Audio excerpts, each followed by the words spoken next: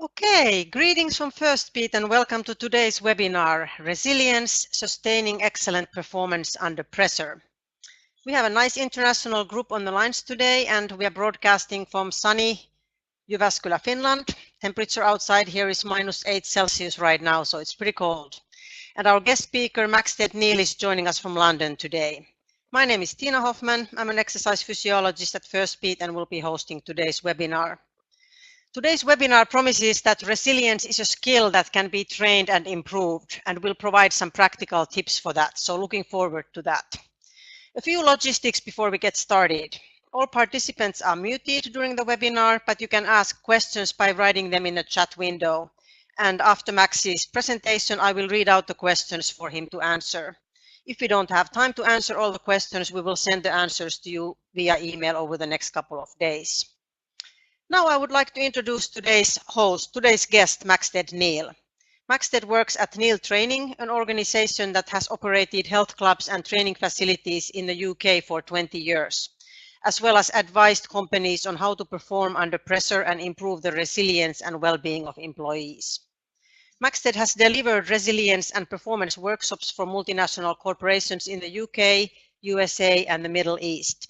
He also works with Ashridge Executive Education at Hult International Business School, where heart rate variability-based assessments are incorporated into executive education programs. As part of their workshops, Neal Training has conducted over 1,000 Firstbeat lifestyle assessments over the years.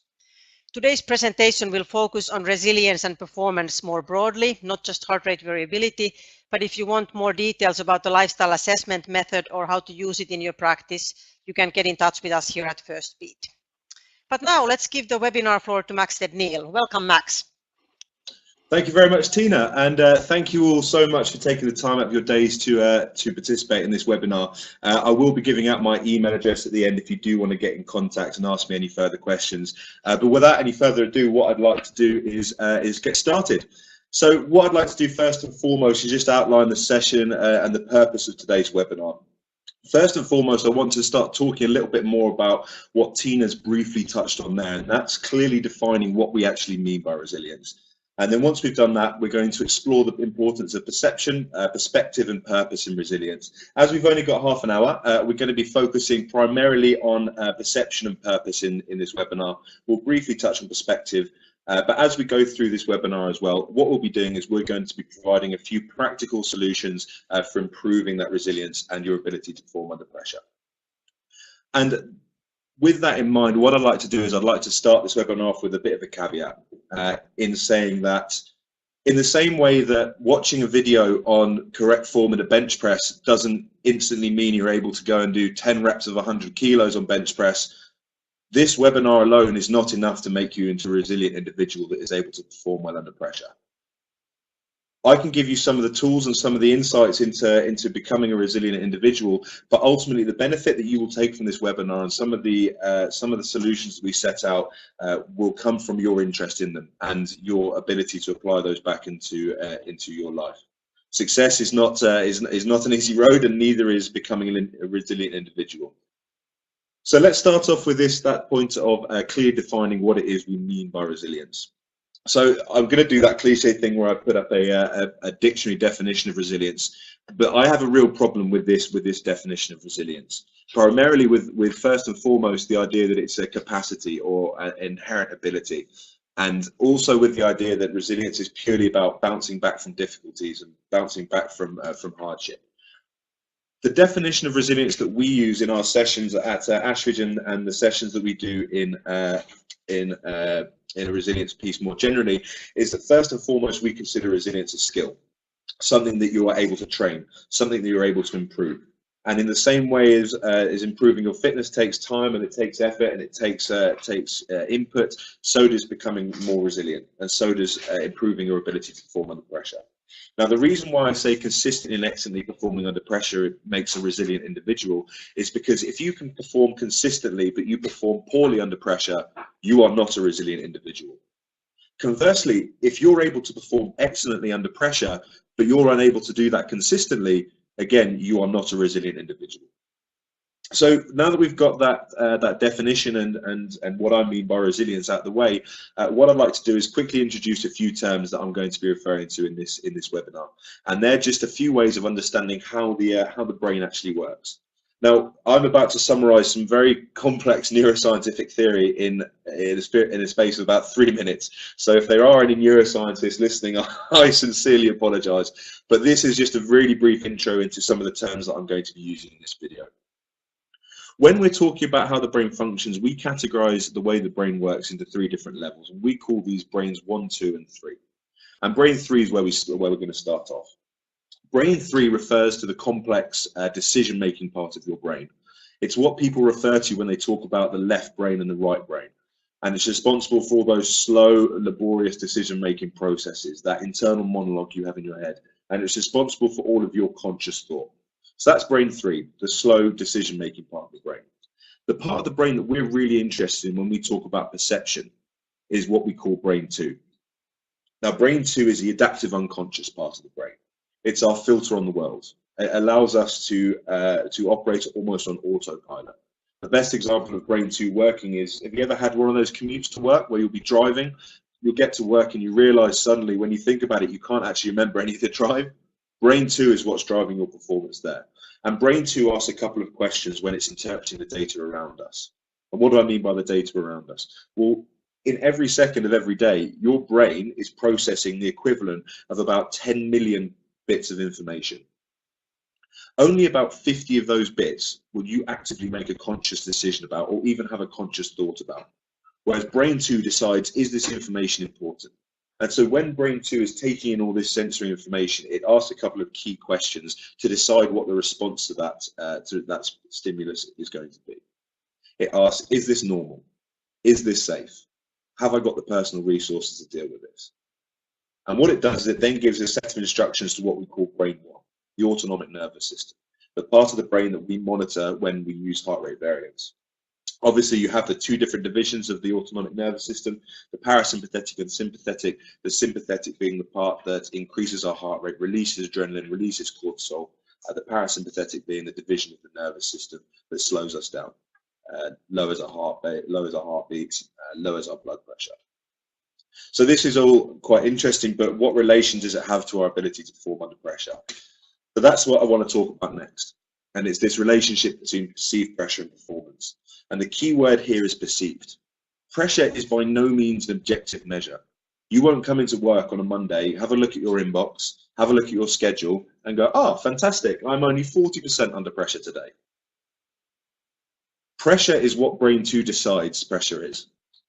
And the best example of this is sleep. For example, if you come into work on a Monday morning and you've had a poor night's sleep, your brain's perception of that busy inbox or that busy schedule is going to change, and therefore your sympathetic reaction, the way that brain 1 responds, is going to change in response to that as well. When perceived pressure is really low, our performance is also low.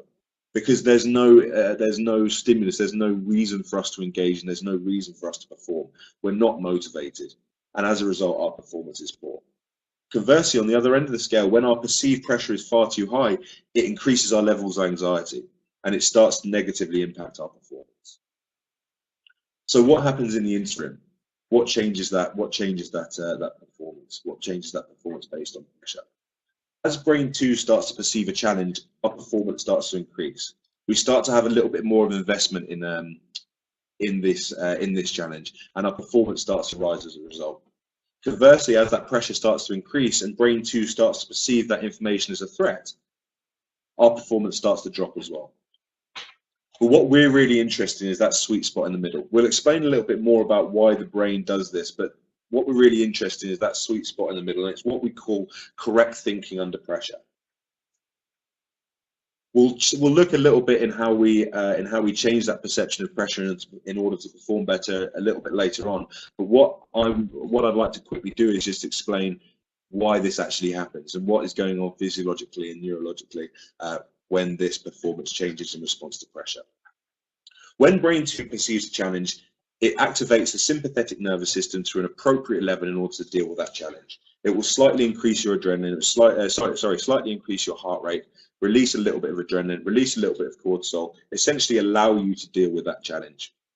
However, what happens is when we perceive a threat, when brain 2 perceives a threat, it activates the sympathetic nervous system to a fight-flight response. And crucially, what happens then is brain 3 shuts down. So the part of your brain that's responsible for complex decision-making shuts down under pressure. And the reason for that is that we haven't evolved quick enough to deal with the pressures of modern life. We react to stress and stimuli the same way that we would deal with lions and tigers and bears in an evolutionary sense. The reason for this is, for example, if there was a lion outside my door right now, what I would do if I was using brain 3, if I was using the complex decision-making part of my brain, I would sit here and brain 3 would say a few things. It would go, oh, I see the lion outside my door. It has reticulated canine teeth, it's salivating, and its pupils are slightly dilated. Therefore, I have deduced that it's hungry. I have decided that the correct course of action in this situation is for me to get to the other door and get out of this room as quickly as possible. However, this is the problem with brain 3. It operates about 80,000 times slower than brain 2 and brain 1. So what we need brain 2 to do is perceive that there's a threat, and before we've even made it, before we can make a conscious thought about it, we want to act on it. We want to either fight or flight. So this is the problem. We process these stimulus, those lions and tigers and bears, in the same way that we process these stimulus. Stress at work, pressure at work, a challenging situation, a difficult conversation that we would have to have with a colleague. However, because we haven't evolved quick enough to deal with the pressures of modern life, we react in the same way. We physiologically react in the same way. The part of brain 2 that shuts brain 3 down in order to react and respond under pressure is the same part of your brain that you would have noticed if, for example, something has fallen off your desk, and before you've even recognized that that's fallen off your desk, you've caught it. That's brain 2 overriding that part of the brain the brain 3, the complex decision-making part of the brain, in order to give you a response that is going to be potentially life-saving. So how do we deal with this? I said as part of this webinar, what we're going to be doing is we're going to start to provide a bit of a practical toolkit in order to deal with these stressful situations, in order to perform better under pressure. And there's a few things that you could do in the moment in order to combat this brain 2 response. Firstly, a breathing exercise. Multiple studies have shown that breathing exercises have a direct link to parasympathetic stimulation, bringing down that brain 1 response. There's a 6-second rule as well. This works in more for situations where you have an extreme emotional reaction.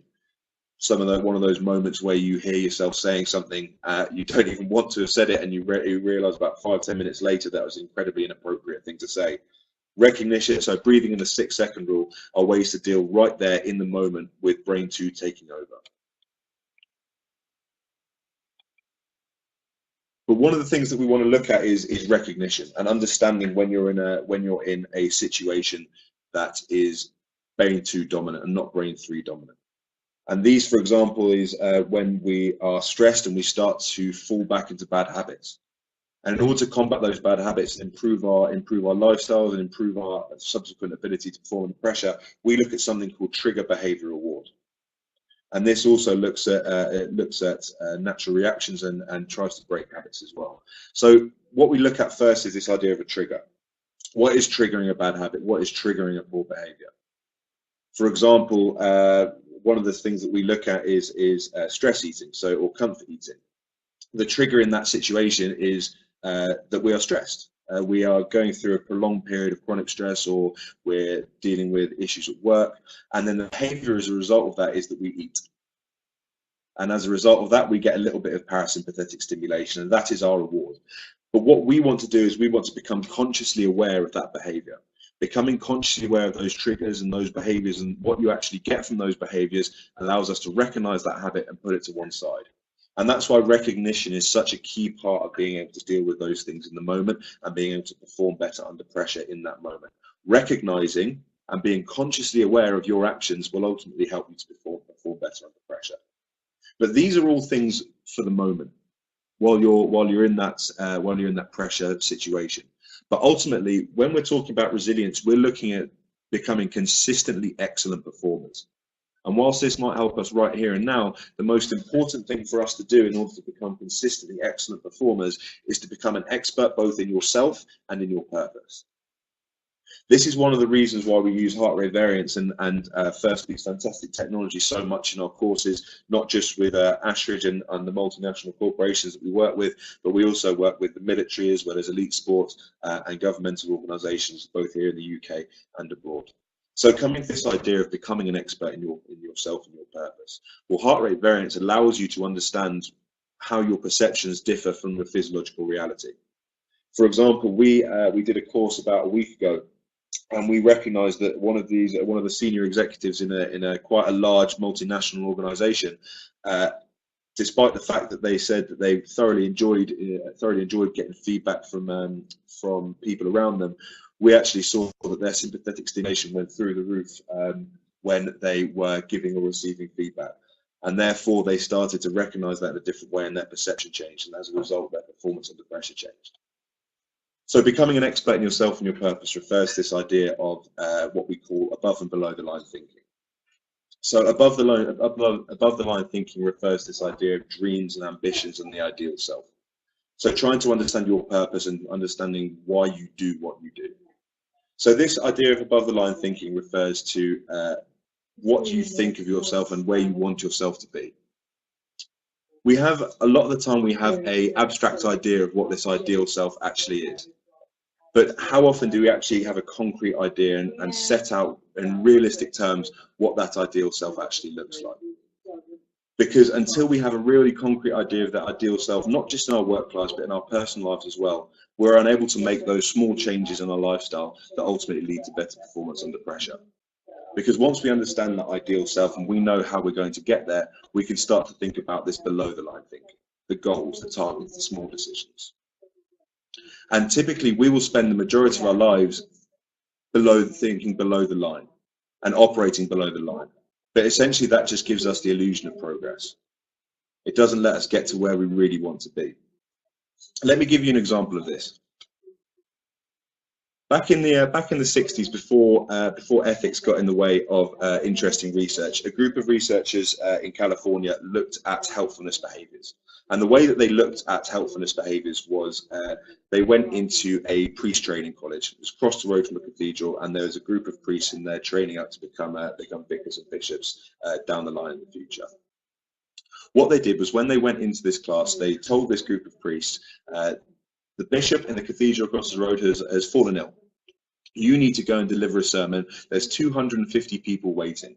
You have to go and deliver this sermon right now. And on their way from the priest training college across the road to the cathedral, there was a man in the road not looking dissimilar to this. Only 12% of those preachers stopped to actually help this man. 30% of those preachers didn't even notice that this man was in the road. So the seminar that they were on their way to preach was the Good Samaritan. So even when primed with those helpfulness behaviours, when they're thinking about that ideal self, these priests would describe themselves as helpful people and see their ideal self as someone that would help other people. However, when put under pressure, the small decisions change, and they don't stop and help that person. So that's why it's so important to be this idea of becoming an expert in yourself and your purpose. And so what I want you to start thinking about was this idea of, is what you're doing now going to get you to where you want to be? Again, why it's so important to understand what that ideal self is and where you actually want to be. So what I want you to start asking yourself is what you're doing now going to get you to where you want to be? And if not, why is it not? When you start to understand that, what we can start to think about is, what is the smallest thing that we'll do that will have the biggest impact on your performance? So those small changes, those things that are ultimately going to cost us performance under pressure and make our performance under pressure slightly worse, we ultimately have to make a conscious decision about how we change those. And I'll give you an example of what I mean about this, these smallest things that you can do to have the biggest impact on your performance. The thing that was changing my ability to perform well under pressure was my sleep. I was sleeping for about 6 hours a night, and the first 1 to 2 hours of my sleep I was spending still in sympathetic stimulation, so I wasn't recovering properly when I got to sleep. Now, what was causing me to do that was that I would be on my phone. Every night before bed, I'll be lying in my bed, scrolling through my phone, endlessly going through Facebook.